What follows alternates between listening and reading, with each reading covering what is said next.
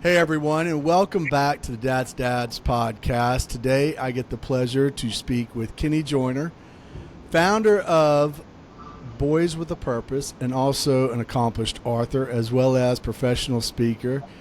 And he also not only got to meet but was featured on the Steve Harvey Show, which I can't wait to hear more about that. Kenny, welcome to the show.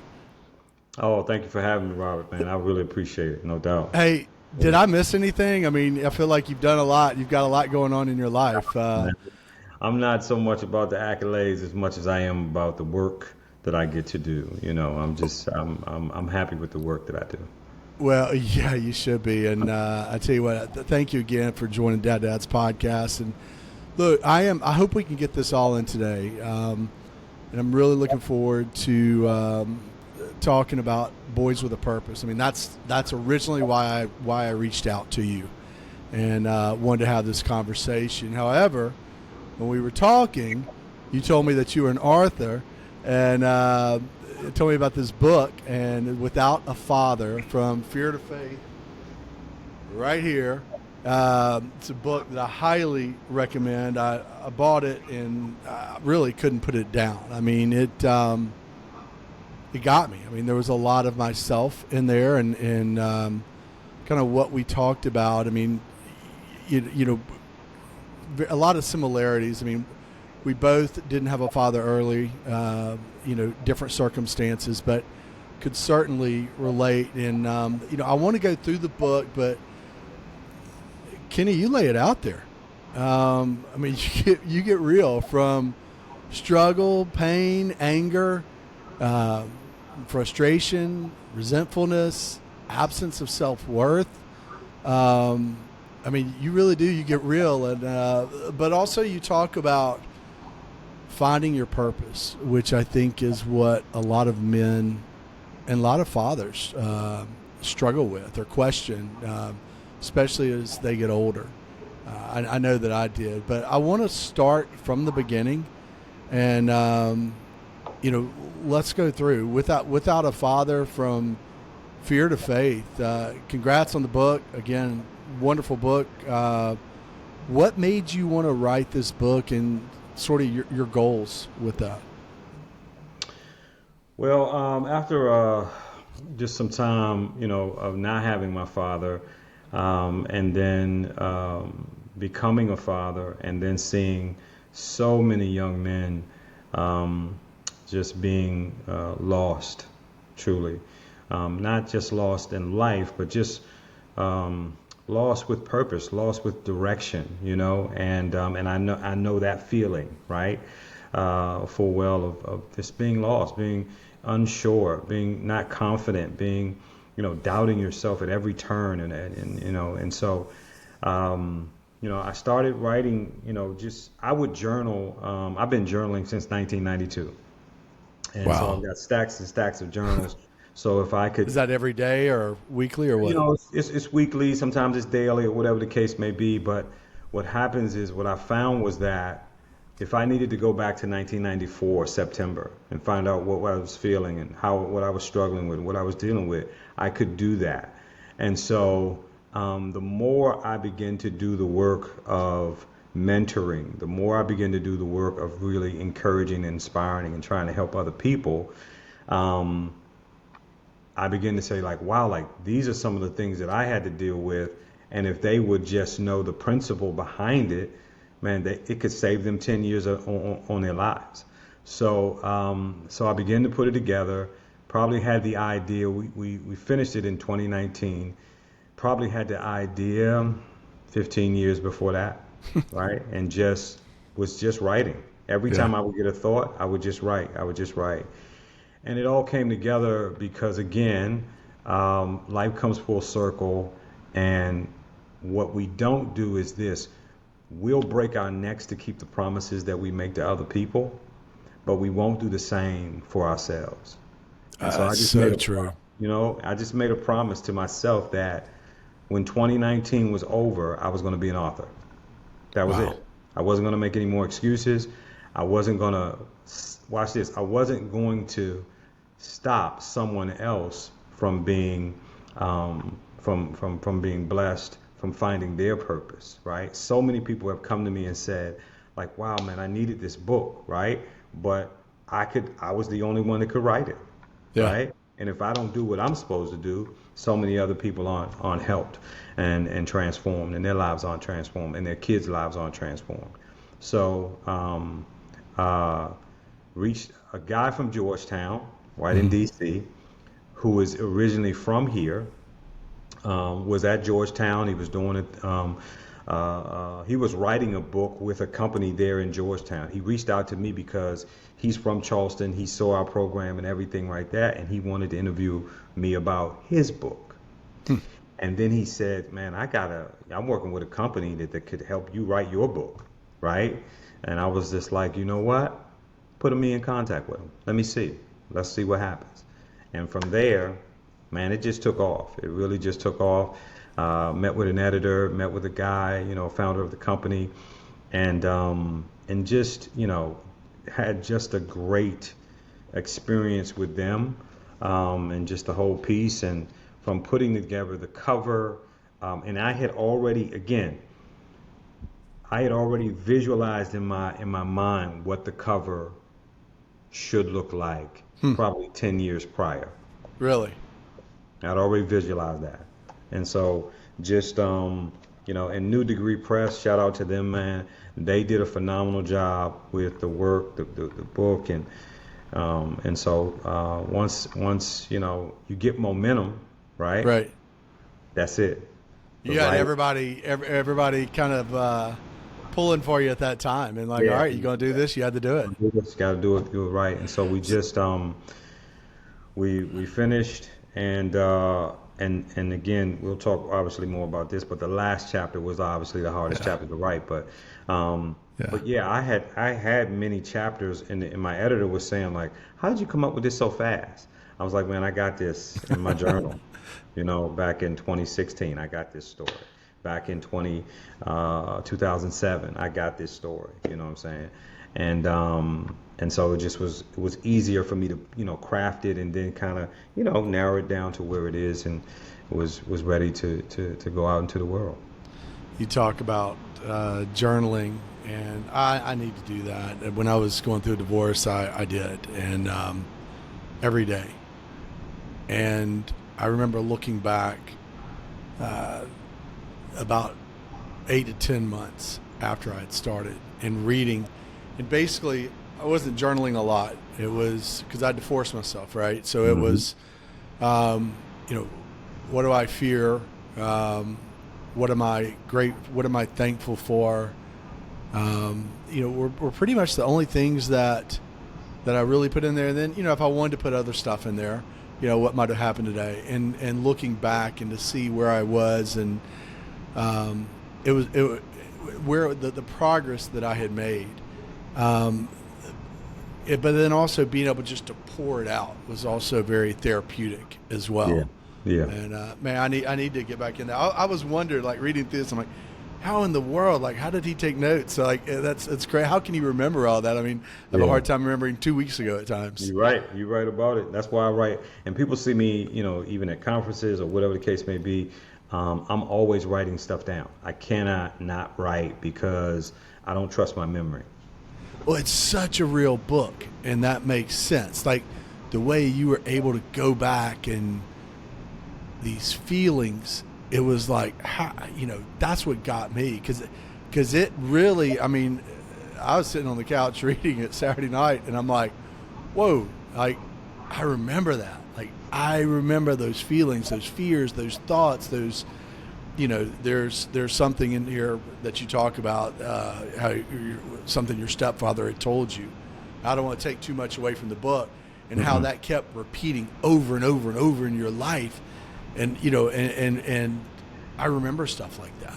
It kind of brought that back, and it was, a great book. I wonder if 14-year-old Kenny would, if you told him, if you could go back there and say, hey, you're going to be an author. I wonder Yeah, I know. I'm gonna tell you right now. I know I wouldn't have believed it.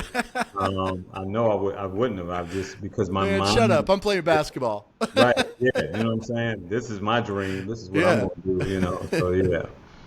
Hey, I want to go through a few things. So definitely a lot stood out. The 20 core principles of being a father, you call them WOW, the words of wisdom. How did you come up with those? My great grandmother. Really? My great grandmother would always give me words of wisdom, and So you just took each one and just kind of. yeah, well, life obviously teaches you some principles. Friendship teaches you principles. Failure Yeah. teaches you Oh, yeah. principles, right? And so, but words of wisdom is something that she would always give me. And I think that generation just had, she would say, you get more bees with honey than you do vinegar, right? That's so And true. obviously, at that time, I had no idea what that meant. I had no Yeah. idea. But everything that she talked about manifested itself in my life, and I came to a point where I did understand the meaning of that, right? That your words, your sweet words, how you present yourself to people will open more doors than the vinegar, which is a sour taste, a bitter Yep. taste that nobody wants. And that's another reason why the foul language and using words that don't identify who you truly are is something that I don't do, because Good. words have power, Yep. right? They shape, they leave this indelible mark on your soul. So you have to make sure that the words you speak to yourself and the words you speak to others will bring life, right? And I tell people all the time, I went through so much pain and so much darkness in my life, because people always ask me, are you always happy? You're always motivating? Are you always inspiring? I'm not always, but I 100% wake up every single morning wanting to be that person, Wow.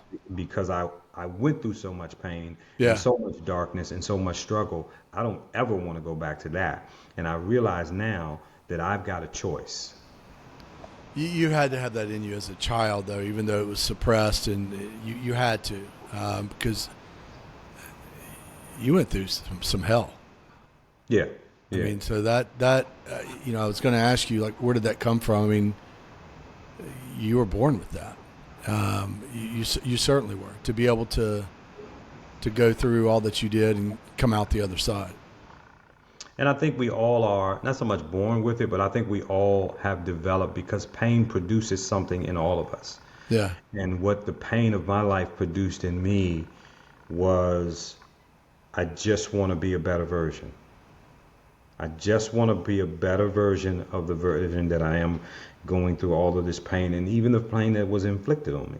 I just want to be a better version of that.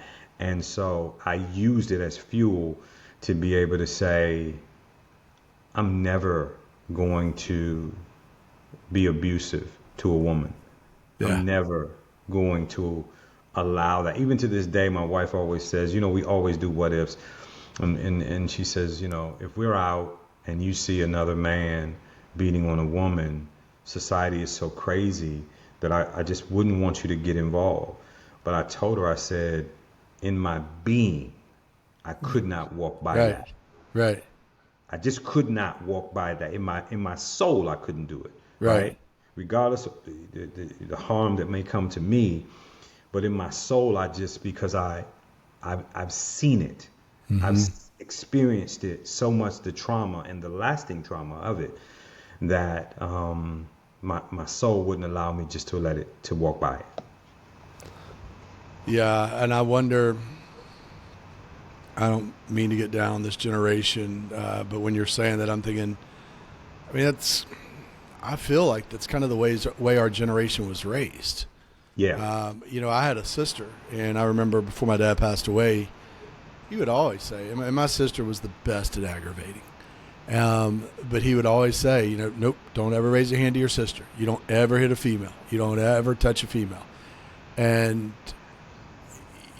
now you look, and I feel like I do feel like it's taught in some households. And we'll dig further into kind of the core of what's going on or what we think is. But now you see these guys, and they'll just pull out their phones, and I'm just going to sit there and I'm going to videotape what's going on. I'm not going to do a thing. But look, I want to go into your mom. Yes. Your mom taught you a lot about life. You mentioned how one of the things you're most grateful for was that she never enabled you as a young man, that she instilled in you that the world, I think you said, didn't owe you anything. And if you really wanted something, you had to be willing to sacrifice for it. And your mom had such a strong and powerful impact on your life, as well as many other females that were around you. Yes. But despite all that, they couldn't teach you how to be a man, and you struggled. Tell us more about that. Well, again, my mother was the oldest of 7 girls, and I was the first boy that came into the family. So, I was really spoiled. And all of my aunts took care of me, and I learned something about women from every single one of them. But my mother just had this never quit, never die spirit that she instilled in all of her kids, that you have the ability to be whatever it is you want to be. It's going to take work. It's going to be hard, but do it hard, right? You're going to go through some difficult things, but you can still accomplish these goals and these dreams. And every trip I take, every time I get an opportunity to speak, every engagement I get, my mom always calls me, and she always says, "Hey, where are you?" I said, "Well, Mom, I'm in D.C." She said, "Oh, you back home?" I said, "Yes, ma'am." And so she's just so happy and so proud of all of her kids. Obviously, me being the oldest, but she dropped that in me early, and so that just always stuck with me, because all I ever wanted to do was make her proud. I never wanted to. So here's a story where things shifted. The rule in the house was, Mom should never have to come to the school. That's the rule. If she comes to the school, it's not going to be pretty. Yeah. Well, she had to come to the school for me one time, and take me out. And so just because I was acting up. Tell the story. It's in the book. Yeah. Don't tell it. No, tell it. Oh yeah. Tell Okay, great. So and then she says to me, we're in the car, da da da da da, and she says to me, like, "What's wrong with you? Like, what are you doing? I'm doing everything I can to do what's best for you, for your brothers and your sisters, but you just don't seem to get it, And she began to cry, and she just hits the steering wheel so hard, and she starts crying, and in that moment, the flash from her crying goes back to the flash from my stepfather beating her. Right? And I'm saying, like, I am now causing the same tears that this man is causing my mother. And I'm like, I never want to see that again. Yeah. I never want to see her do that again. So I just set out to say, I just want to make my mom proud. I just all I want to do is make her so happy. Right? If I don't have enough money, but if I do well, I know that's going to make her happy. And so from that day, I've just been trying to make her happy. I've just been trying to make her proud. I've just been trying to make sure that she has everything she needs. She doesn't pay any bills. She has everything that she needs. She's in, Charlotte. I can see her, whenever I want. She's been retired for quite some time. She's got 10 grandchildren now, and she just lives a great life.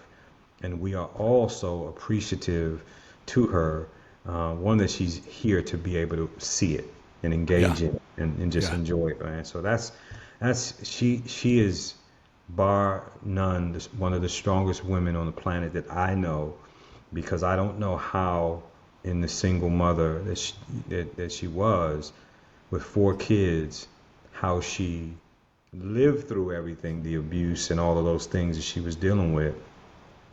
but still was able to show the love and concern and care for her children. She never raised her hand in a sense of an abuse, right? Yeah. I did get many beatings, right?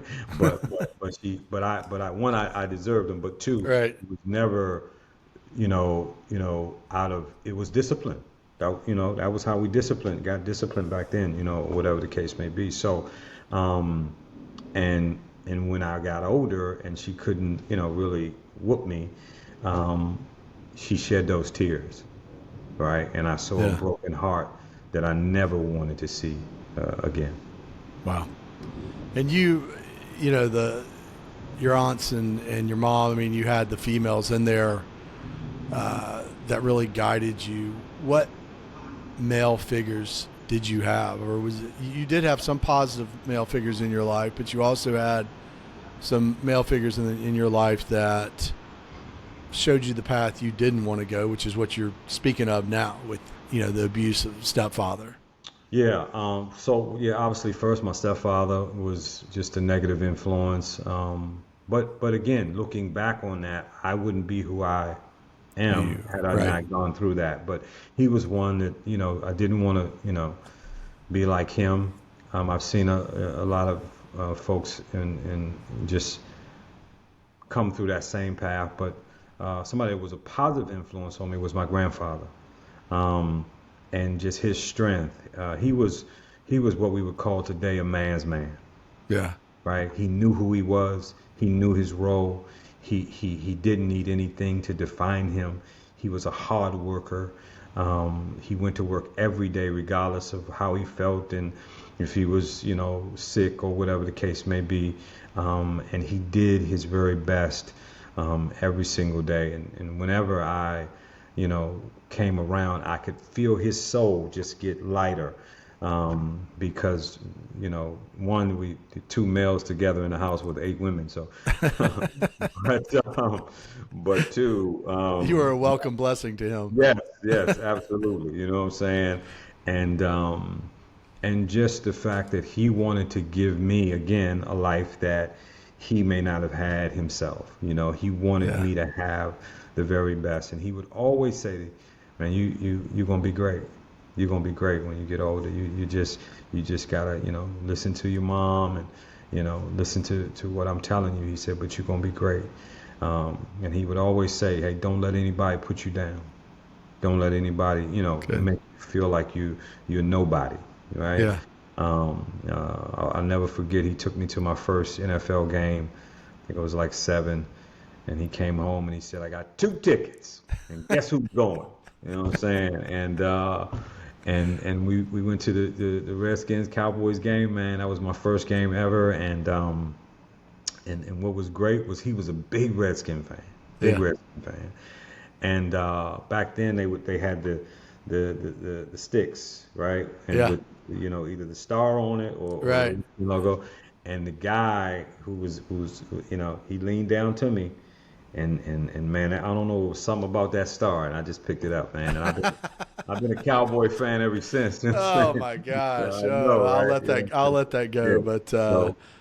But yeah, man, it's just those memories to me linger so much because he just had such joy for me, right? Such unconditional love for me, and I had never received that from any male. At that point in my life. So it was just, it was refreshing, right? And I missed him so much. I was at college when he passed away, and I miss him and his spirit and just seeing his smile. And I keep a picture of him with me wherever I go. So he was the one. Yeah. It kind of, I'm just looking through notes and I'll get to it in a minute, but talking about that masculinity, that I think that males need, young males need, they learn their masculinity and they crave for that masculinity from other males. Absolutely. And you addressed that in here. Let me see. I've got, man, I tell you what, going through there, I made note after note after note on your book, and there's no way we can go through it all.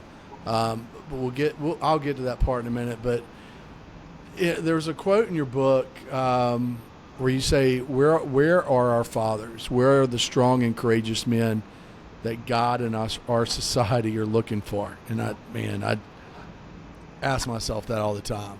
Gone are the days of traditional families, which are led by strong and courageous men who placed an undying loyalty on family values. Gone are the days when children would meet their fathers at the door. Kenny, what happened?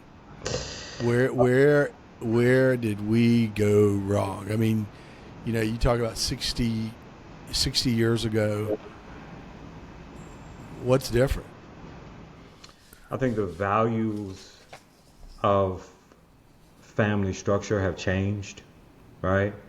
And I think the values for males have changed. Yeah.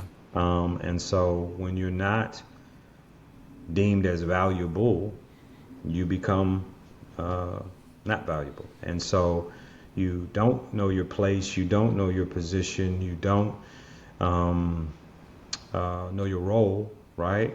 And so now, and society is trying to redefine that role, right? For what malehood is and unfortunately.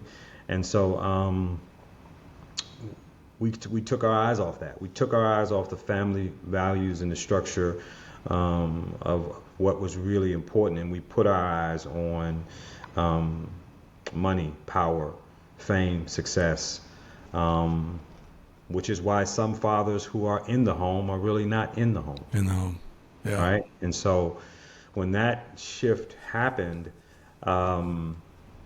it just created a different dynamic of family. So we're not checking in. When I just came off the road from Chicago and DC for the last 7 days, and I got such a great welcome from my wife and my daughter. And what was great was I was looking forward to that. Mm-hmm. It was great to be in Chicago. It was great to be in DC and be with people who I was meeting for the first time and everything like that. And they were really inspired. But it felt so good to come home and see smiling faces that really appreciated me, that loved me, that I didn't have to prod or motivate them to say, man, we are so glad that you're home, right? Come, let's sit down and watch a show, or let's cook dinner together, as me and my wife ate dinner last night and different things, man. So I think just gone are those days where the family is valuable, and if we keep changing the structure of family based on what we want and what feels good, then we're going to get a different kind of world in the future, and we're going to get some of what we see today, right? We're already getting it, and I think taking God away, was such a big part of growing up, and now it's just not. It wasn't even, I won't even say growing up it was the cool thing. It was just, your spirituality, it's what you had. It was just the norm. Yes. And now it's not. And you see how I feel like it's the lack thereof, the absence of it is eroding society and eroding the family unit, the traditional family unit. With that, you quoted in your book one of my favorite quotes by Frederick Douglass. Gosh, I think this is so strong. It's easier to build strong children than to repair broken men. I'm going to say that again. It's easier to build strong children than to repair broken men. Off topic, I was watching an interview by, kind of same topic, but was watching an interview by Denzel Washington, who I love. I think he is so wise, and every time I hear him speak, I'm like, man, why won't you just run for president? Right. We need leaders like him. And he was being interviewed, and he said it starts in the house. It's more important to make headway in the house. By the time the system comes into play, the damage is already done. And then he questioned, do you blame the system? Where was the father? Where was the father's father? Where was the uncle? Dude, how true. 1,000%. 1,000%. And I just think that the more that baton gets dropped between generation and generation and generation, the wider the gap becomes and the greater the struggles become. It's as simple as that, you know. And so I've just tried to make sure that as I've encountered young people, girls and boys, but especially our young men who don't have their father like present 100% in their lives, vested, the gap, right, gets filled up with so many problems, so many, and then you're still developing, you're still learning, you're still maturing, but you've got to get on the fast track because you need knowledge every day in the moment on how to be a man. Yep. And you don't have it. So you end up crashing and burning. You end up making wrong choices. You end up making life-changing choices that you don't even understand yourself, right? And so it's just a difficult process. And like I said, that's one of the reasons I wrote the book, because I want to give kids an opportunity to see that, hey, what you're dealing with is not necessarily unique, and there's a way out. Yeah. No, that's great. You know, you also wrote, we will innately give our allegiance to people who willingly, and I'm sorry to keep quoting your book, No, I but need it. again, Yeah. I could sit here and read it out loud. Yeah, I need it. No, I need it. We will innately give our allegiance to people who willingly align themselves with us. This is why youth join gangs. I agree. You know, and also I think Jordan Peterson, watching or reading something with him, and he said that men join the gangs because they're looking for a source of masculinity when that masculinity is absent.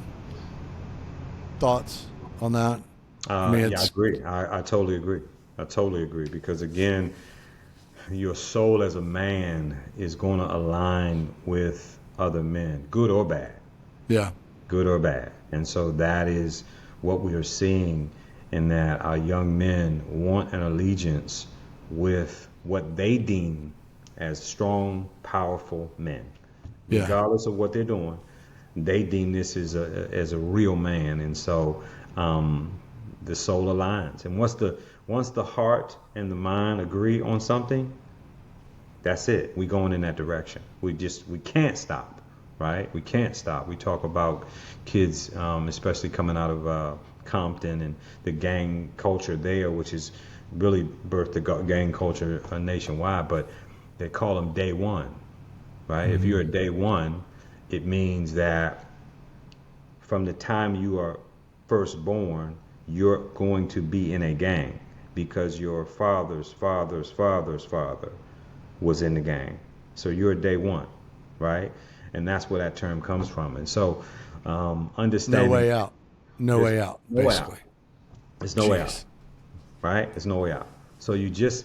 And that's where we're missing our young men. We're missing that, you know, and a lot of people don't know that. So I'm just trying, like I said, man, I'm just trying to save as many young men's lives as I possibly can while I'm here, while I've got the time, the energy, the resources and the knowledge to be able to do it. Because I believe that if we change that narrative, we change the world. Yeah, and you're doing a phenomenal job with that, and not only with Boys with a Purpose, but also through this book. And you know, as going back to Denzel's quote, you know, or question, where was the father? Where was the father's father? Where was the uncle? It's all of us, and I think at times we can get too caught up in our own household. Yes. And not look for other opportunities. I know as a boy, I still remember some of my friends' fathers who kind of included me or took me in, and that knew that, he doesn't have a strong male role model in his life. I mean, I still remember those, and for those that are listening, when you have that opportunity, do it. I mean, take him in, whether, he's got a male role model in the house, or maybe he's not the best, maybe he's absent from traveling from work or whatever it may be. And I can only speak from a male's point of view. Right. But man, I know these young men, they need it. And I know, or I would imagine, the females do as well. The young ladies do as well, because, we've seen what happens when the females don't have a strong role model in their life, the unfortunate paths that they go down a lot of times, and what they're more susceptible to with that. Yeah. And that's a reality that I see, especially when I was in the classroom, right? You see that need, and then you see that you see the cry for help. Yeah. You see the cry for help, and our young ladies need it, and you still see it today, right? You see the insecurity, you see the promiscuity, right. You see just the not feeling like you're good enough, right? And just trying to please in any way that you can a male, because you long for that from your father. I have a daughter, so I totally understand those things, and she's older now, but she went through her teenage years, and and she went through a lot of seasons when I was out, I was traveling, right. And so my daughter just longs for my time. And I would say this to every father that's listening, and your children need you emotionally as much as they need you financially, protection, and all of those other things that we were taught when we were younger. But they need you now, especially in the world that they live in now. They need you emotionally more. If you're not pouring into the emotional bank account of your children, there's a deficit, and you won't be able to withdraw when it's time. No, that's good. That's really good. And what I love also about your book is you kind of give some charges to men. You have one in here, and I kind of merged too, but I believe we've lost the human connection with our children and left them with no foundation for the future. If more men don't serve as role models, going back to our other point, and be present for their children, the next 3 generations will be lost. Men, the time to lead, the time is now to stand and lead. The call is for every man to stand and help equip our youth with a complete understanding of who they are and what they can become.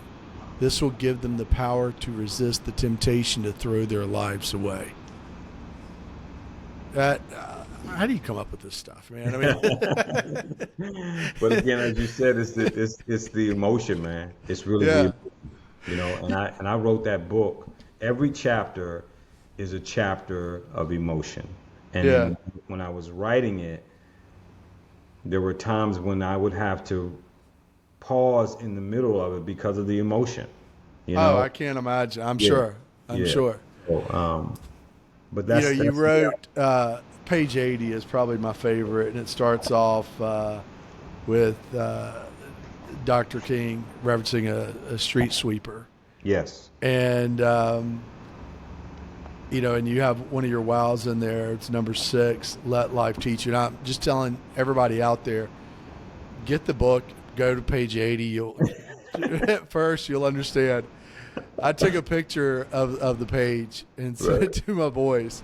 And I said, look, I wish I was wise enough to write this, to be able to put this together, write it, and give it to you. But I'm not. But I do know how to take a picture and text it to you. There you go. That's all we need. I mean, it's just, I'm thoroughly amazed. Look, and you kind of touched on it a minute ago when you were talking about putting down the phones and being there. I mean, you say, men, we need to put away our phones, cut the TV off, unplug the video games, and engage with presence for our children. Yeah, major piece. and again, you speak from experience. Sports Center runs every hour on the hour the same thing, the same thing. So if you got to watch it, record it, or watch it one time, because you can come back at 10:05 and see the same thing you saw at 9:05. And you want to be on rotation like that with your children. You want to be on rotation with them, emotionally with them, because here's what I know. When you have all that emotion inside of you as a child, and you don't have a place to release it that you feel comfortable and safe, then the first person, right? It's almost like a dam building up, right? The first thing that pierces that thing, everything comes out. Yeah. And the first person that shows interest in your child, all the girl dads out there, right? Or the sons, that's the person they're going to release to. And that person may or may not be safe. That person may or may not be able to handle them emotionally, right? But they show interest. They're there. They're consistent. I tell fathers this all the time. If this is you and this is your child's best friend, if you as the parent, right, you want to be here, but if you as the parent ever fall below your child's grace, and now the best friend is their most important person, now you got an 18-year-old leading your child. You never want that. Or social media. Which is even worse now. You're saying that, and I'm thinking, now, unfortunately, those best friends are replaced by social media. So they're doing it for likes. They're doing it, they're on TikTok. Wow. They're doing all these things. And, man, that's look, social media has its place. But, I mean, I'm on there. Not TikTok. You see so many of them. And it's so true. Now you're adding in an even more harmful element. Yeah, and here's what I tell my daughter. I'm glad that they didn't have social media when we were coming along. For a few reasons, right? Right, for a few reasons, right? Yeah, so or camera phones. Right, or camera phones. So I just the lure of it is so powerful for these young people and for adults as well. That we have to understand it. We've got to deal with it. We got to make sure that we're tapping into it. And so when I want to know something that this generation is thinking or feeling or understanding, I go to my daughter. I go to my children. I go to my nieces and nephews who are right in that age range, and they'll tell me, hey, this is why we're on TikTok. This is why we left Facebook and then we went to Instagram, and then we left Instagram and now we're on TikTok. This is why, and so and what I love about this generation, I just came from the Trailblazing Leadership Conference with the National Association of Secondary Principals, and they had the National Honor Society students there, and the students said, we need more services with mental health. Students said that. Students said that. That was so powerful. Now watch this. These were the top 22 students in the nation.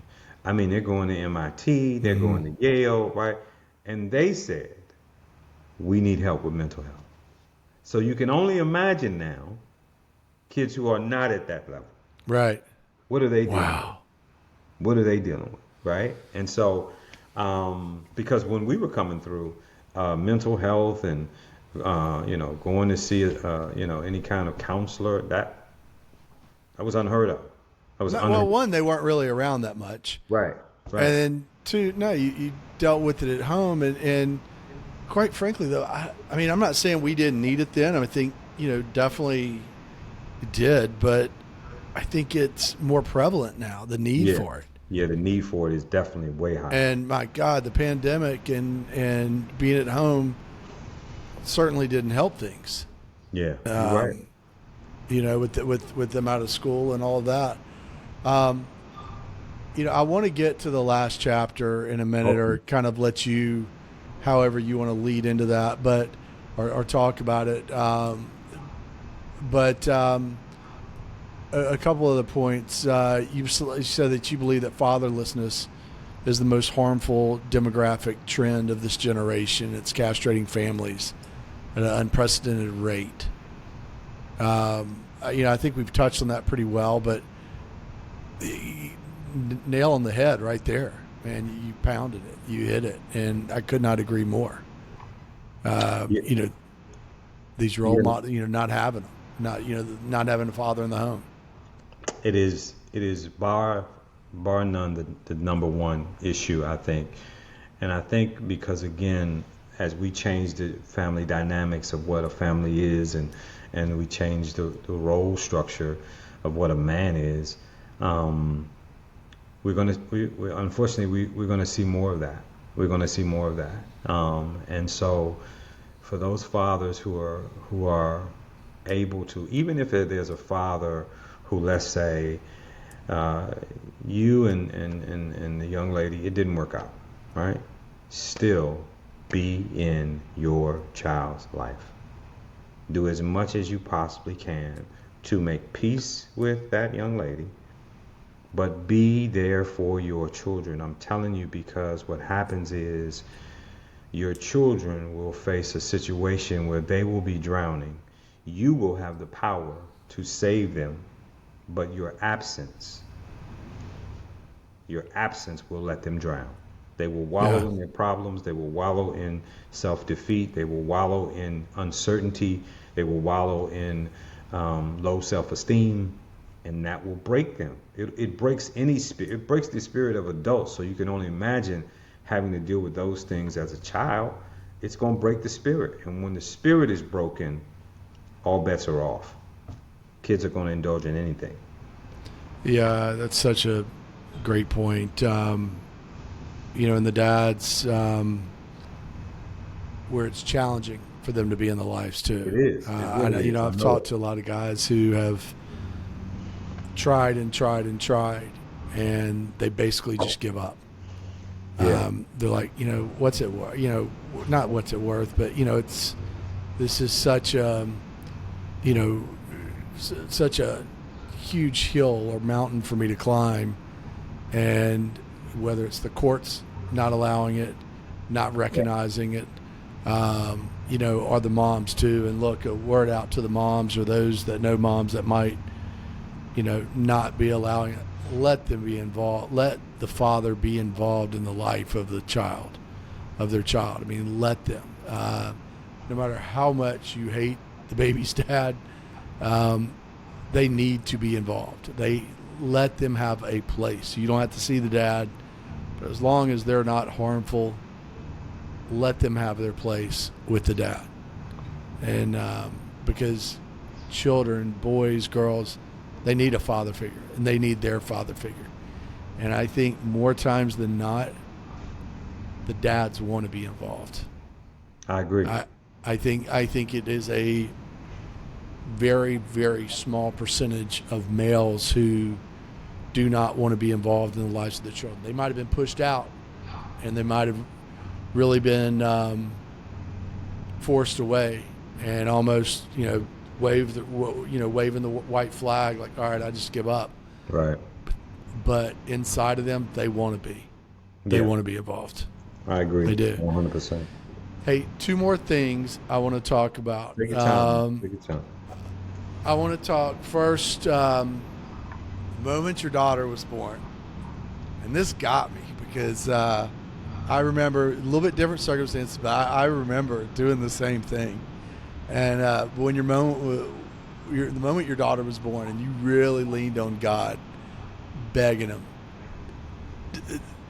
talk through that. Tell me more. Well, you understand that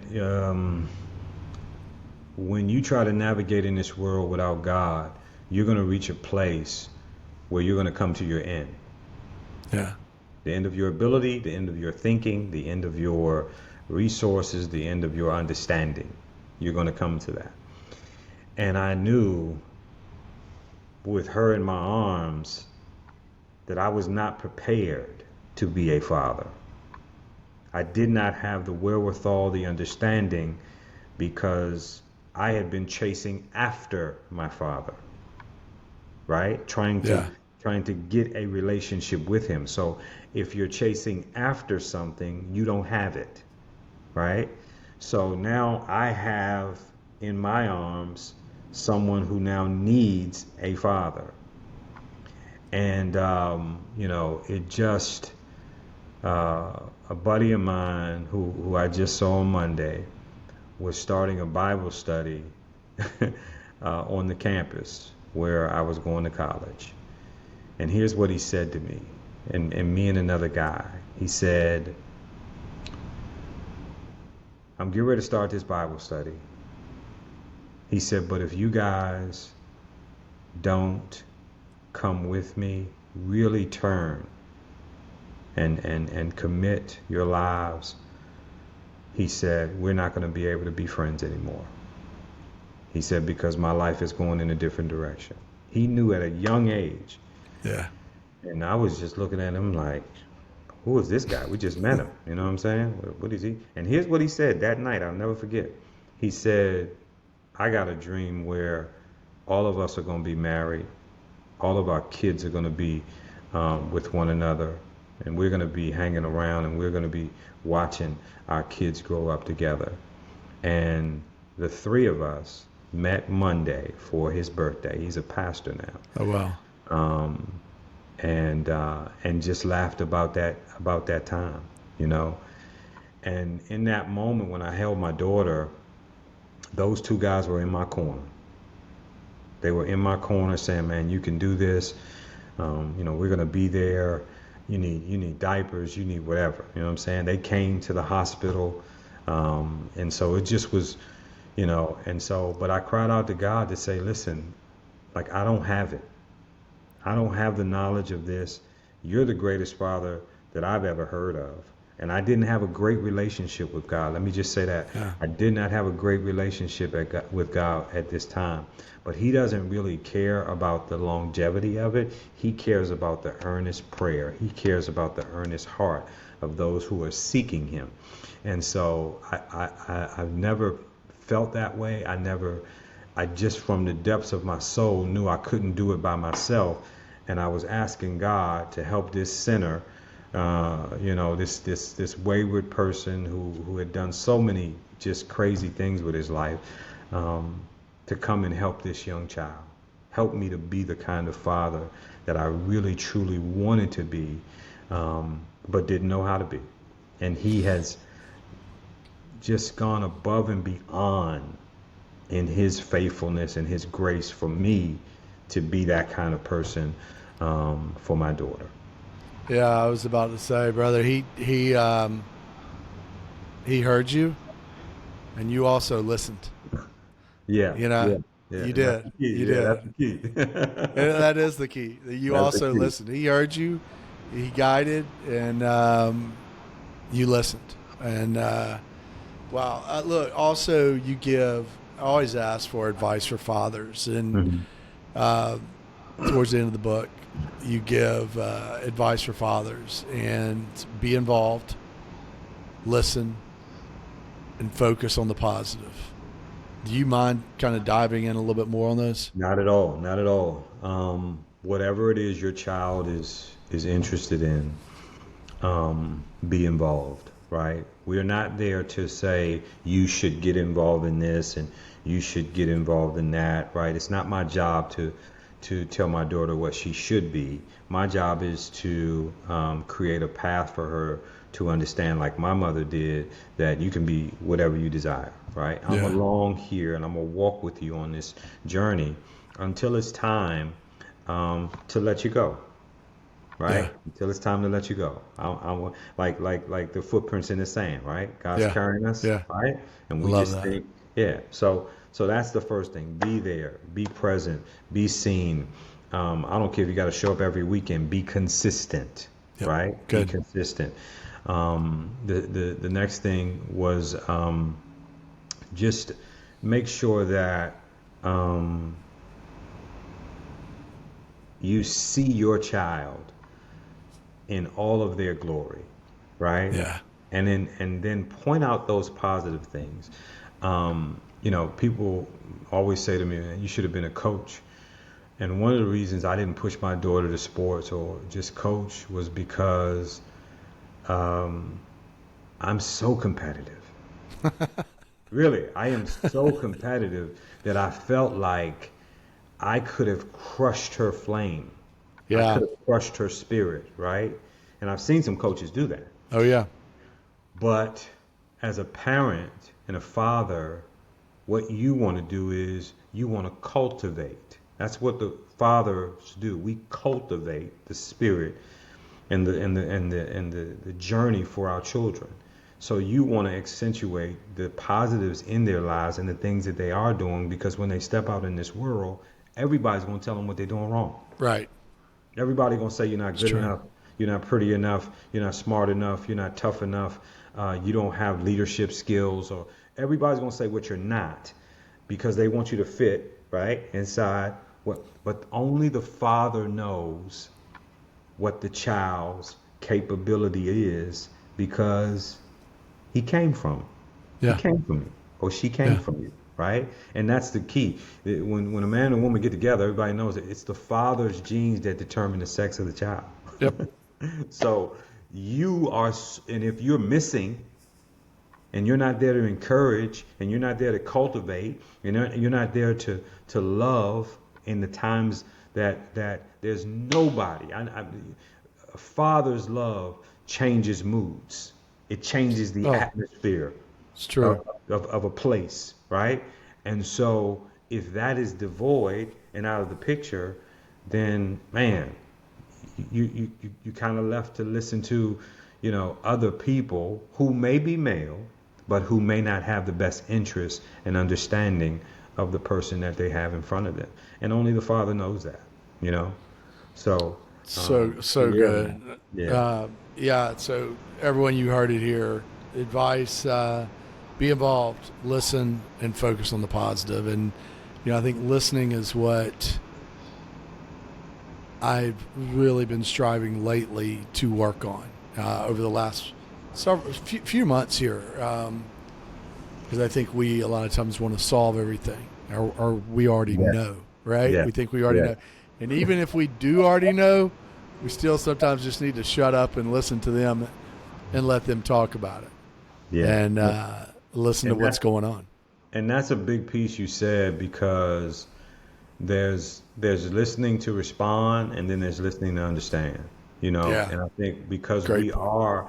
every man has a heart, and because we have a heart to fix things, we want to listen, and then we want to fix, right? And again, my daughter, she said to me, she's like, Dad, sometimes I just want you to listen. I don't want you to fix it. I just need your ear that I'm comfortable with, that I respect, that I love, that I appreciate, right? I need that ear to just listen to me. Everybody can listen, but when a father listens, it's like none other, because souls are Yeah. connected, during that time. So yeah, so that's a big piece, man. When you can listen, and again, the heart. I'll give you a quick one.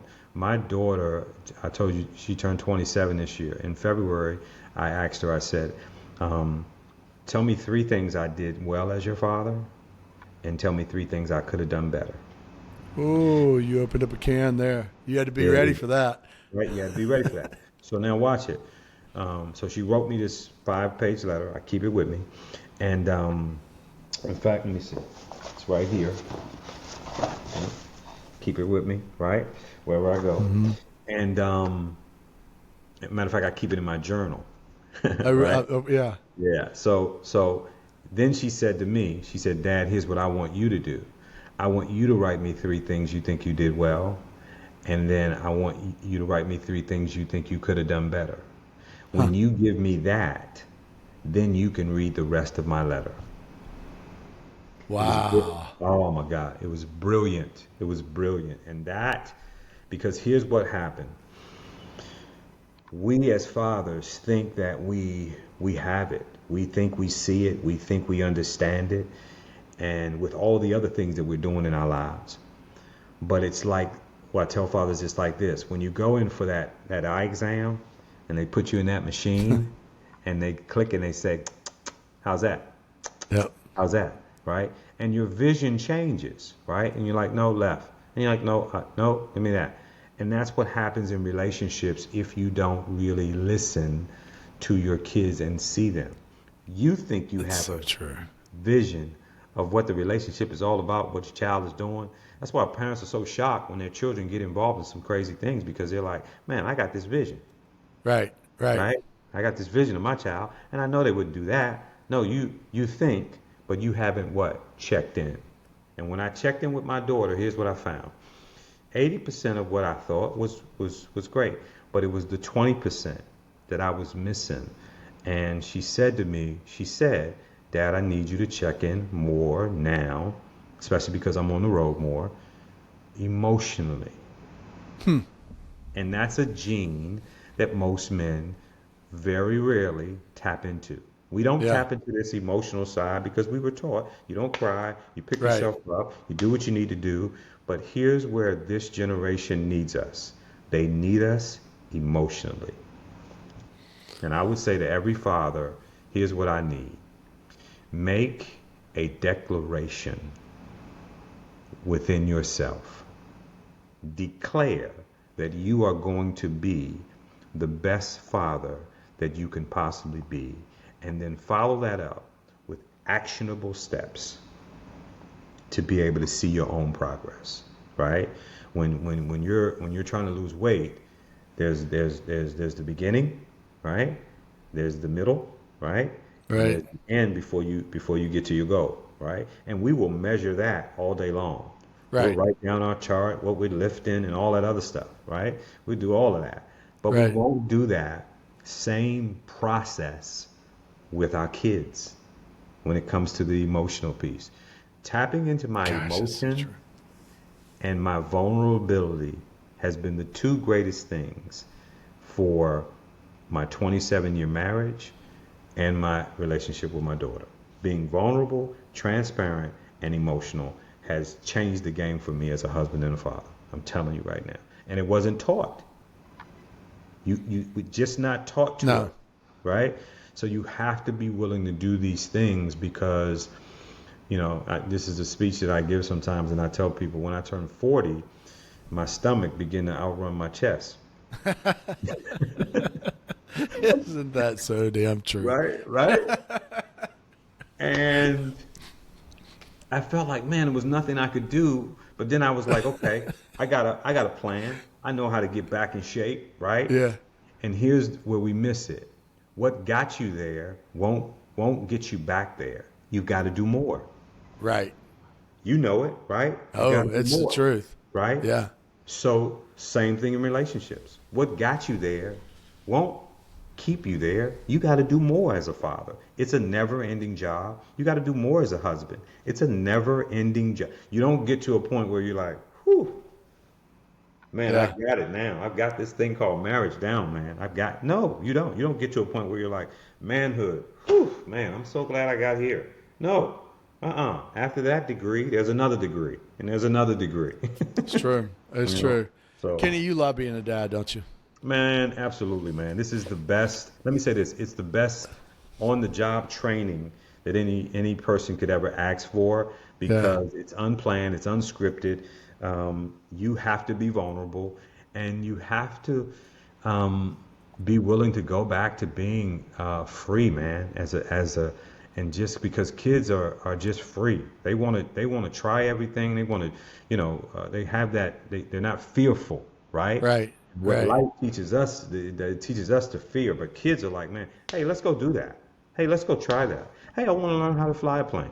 Did you learn how to fly a plane when you were young? No, I didn't. Well, come on, I want to do that. They Yeah. just want to go. Yeah. You It's have to true. be willing to come out of your comfort zone to be able to grow. We never grow in good times. We only grow when we stretch, No, right? it's true. It's very true. It's very Yeah. true. Hey, I want to be respectful of your time, and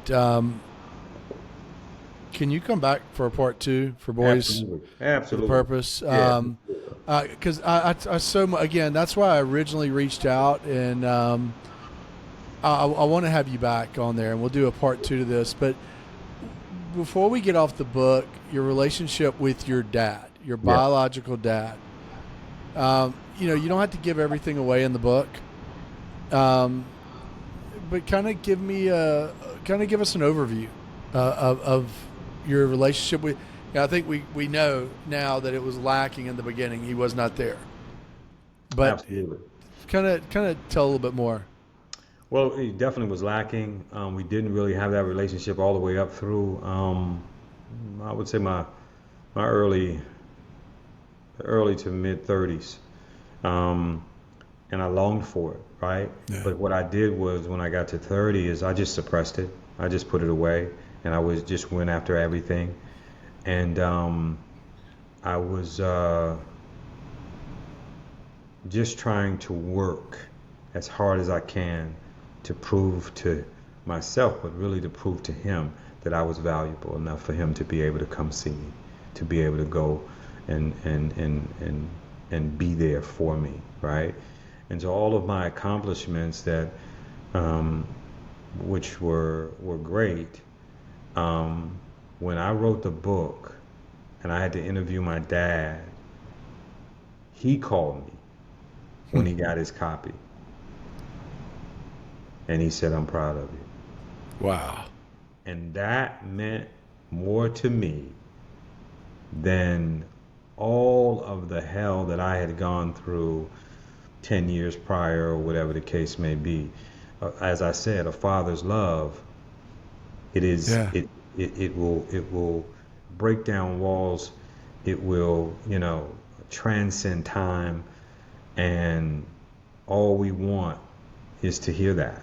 That's all we want, is that I see you, I'm proud of you, right? Because what that says is it validates. Yeah. It validates, right? And if you don't have a male figure in your life that's your father, and you're never validated by your father, but you're validated by other men, it's a waste. It's true. It's a waste. That's so true. And just, you kind of touched on it, but it does come, which you've already stated. I mean, you do have a relationship with your father. So it does come, I don't want to say to a conclusion, but circles back around. And man, your dad reading the circles back around to positive, and your dad reading that book. I would imagine it was hard. It was probably very gut wrenching. But as a dad, he had to be so proud of you too. I mean, I know he told you that, but that came from his heart. I mean, he really was. Absolutely. Yeah. And the person you've become too, Kenny. Yeah. I think, when I see him now, and he sees it, he sees like the person that I've become. He sees Boys with a Purpose. He saw the Steve Harvey, piece, and just all the things that we've been able to, kind of accomplish throughout. And so, he sees it, and he's truly proud, man. And we've got a great relationship, to this day. And I just encourage, I always encourage people, if the circle, right? If you got an Apple Watch, which my daughter just got me this Apple Watch, what happens is you take your steps and everything. Everybody wants to close their circles. And if you close your circles, right, then and life is that way, relationships are that way. When my great-grandmother passed, all of her circles were closed. She solidified everything. Everybody knew who she was. They knew how she felt. They knew what was important to her. There was no brokenness. There was no, I wonder if she loved me, or I wonder if, all of her circles were closed. And I would encourage every single person, especially our fathers, close the circles for your kids, man. Don't leave it undone. Don't leave it unsaid. Don't leave it unfinished, right? Because if you do, then when you're gone, they live with the regret. Wow, that's beautiful. Somebody told me the other day, the other night we were talking, and they were talking about, if your father or your parents could have walked in your room at a young age, or go back to your bedroom, they could walk in, that person that's not there, and tell you anything, what would it be? And what would you most really long to hear from them?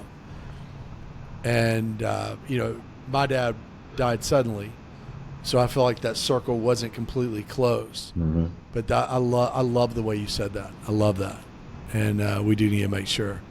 All right, so you're agreeing to come back for part 2? Absolutely, 100%. We can actually do that on Friday if you got time. Friday. All right. Well, let me look at it, and we'll probably do that. Look, so people can find you. I'll say this: Without a Father, From Fear to Faith. Kenneth Joyner's on. It says on there. I got mine on Amazon. I'm sure. Just Google it. You can find it. There's copies out there. Phenomenal job. They can also find you on your Instagram. It's change_maker1. Correct. Correct. Find you there. Anything else besides Boys with a Purpose you want to promote? I'm on TikTok as well. I am on TikTok. Change_maker21. We're working on a new book now. I was going to ask you about that. You took that away. Yeah. Good. Yeah. So working on. Can you give us a little bit what that's going to be about? How to become the best version of yourself. Wow. Yeah. Yeah. And so that's really we're putting together stories now. Every event that I get an opportunity to speak at, I'm using those events to write a chapter of the book. Even when I go speak to kids, because everybody wants to be the best version of themselves, but most of us need that blueprint, right? On how to get there. And I just want to provide that for kids to let them know that you already really have it, right? It's there. You just got to bring it out. It's there. It's you've got to discover it and bring it out, and it kind of goes back to your purpose too, right? Absolutely. It really does. Look, Kenny, I can't thank you enough for joining us, and I really appreciate your time. I'm looking forward to part 2, talking about Boys with a Purpose, and also talking about Steve Harvey. Yes. Look, and I know we haven't known each other for long, but I certainly hope our friendship grows, and really I could not be more impressed with you as a man, as a father, as a person, and look up to you for all that you're doing. I mean, I certainly do, and eventually I'm going to get me an autographed copy of your book as well. Absolutely. 100%. Hopefully we can meet sometime, and I'm going to get an autographed copy of that. Absolutely. But look, hey, I want to thank everybody for listening to Dad's podcast. Be sure to tune in also for part 2. You can also find us on Spotify or Apple Podcasts, as well as on YouTube and Instagram. And guys, don't forget to hit the like and subscribe button so you don't miss any future episodes, and we will see you next time. Thanks so much, everyone.